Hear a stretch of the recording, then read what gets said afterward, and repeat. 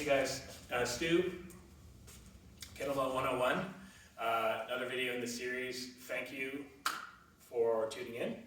Hopefully you're enjoying the series. If you're just jumping into this video, I'm just going to tell you that there are some videos that precede this where we get into some foundational stuff.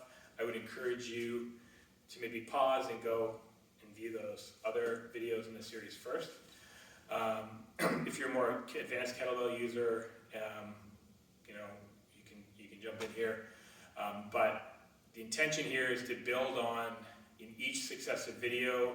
I want to add to the repertoire that you have. I want to give you another kind of modular building block that you can then start to use. And my goal is to equip you with these tools or these building blocks that you can start to configure together into your own unique circuits, 2 minutes, 5 minutes, 10 minutes, adventurous, and configure together. So, just to recap what we've done, we've talked about high tension swing, single and double arm.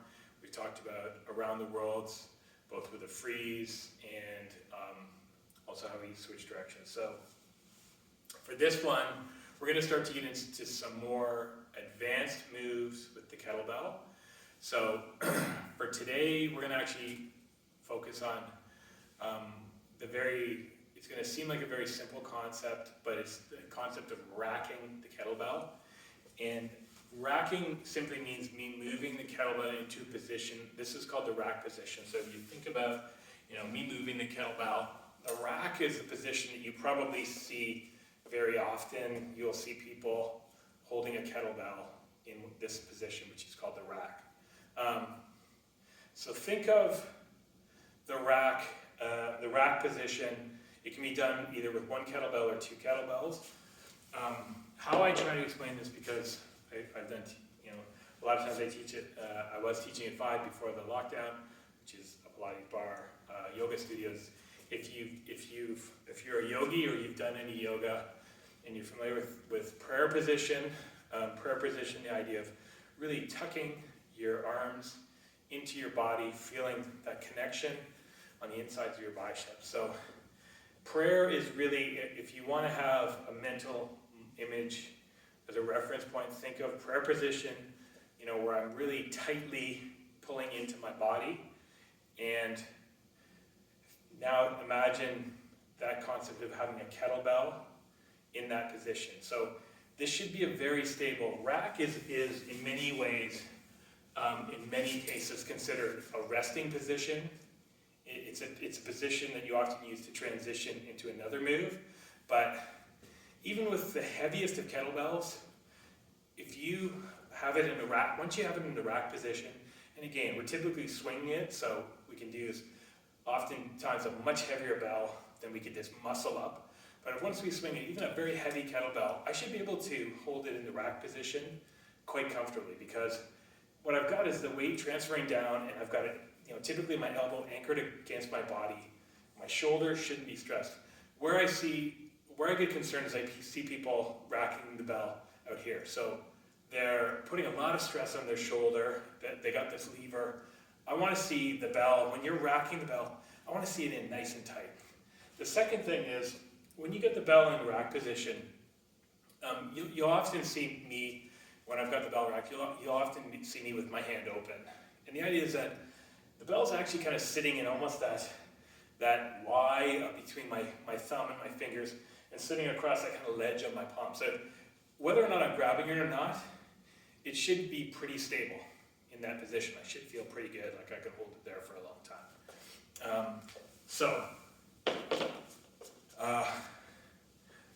Racking the bell, again, it's a variation on the swing. So if we're doing a high tension swing, we're swinging the bell up.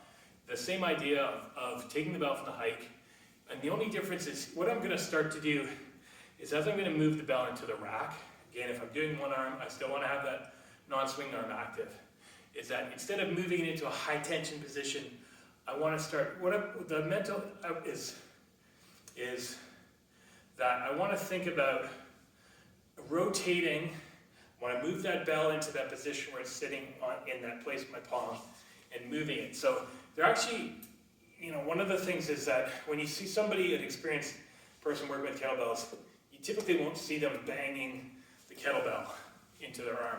When they're moving into rack, there's that rotation. The bell just kind of settles into that spot on their forearm as they move it into it. Now, moving out of the rack position, what you actually want to think of is actually rotating your hand to flip the bell down.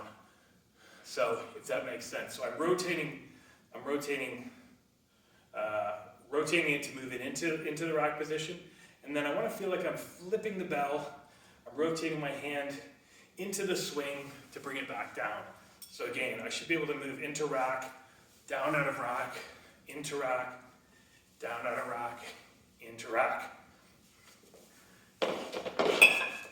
2 bells should be the same concept. The only difference here is that once you get into rack position with 2 bells, this is where I'll really encourage you to open up your hands, because you don't want to bang your knuckles together.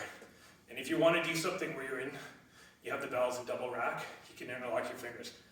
In that case, same idea. To get them down, you want to flip the bells over. Rack is really important because for a lot of moves, think of the clean and jerk. We actually rack the bell first, and then we jerk it up into the extended position.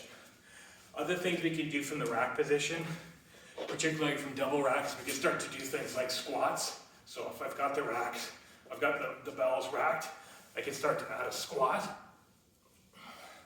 into that. So again, racking the kettlebell, we're going to use that a lot to build it. The other thing is you'll find is that if you're doing a circuit and you need a break, rather than putting the bell down and having to start, I would just say put it into rack. So you know what? I'm doing high tension swings. I need a break. Just rack the bell. Take a breather and then back into the swing. And again, all I have to do to reinitiate is that feeling of turning my wrist and moving the kettlebell down. And again, it shouldn't feel like I'm flipping, like the bell is smashing. It should feel simply like I'm moving. The biggest mistake I see is people too, is they're pushing away out and then trying to pull it in. It's actually almost like folding, when I'm initiating the upswing, it's like I'm folding my arm in and I'm rotating that bell to move it into that rack position, sitting in there. So there you go, rack. We're going to build on that a little bit in the next series of videos.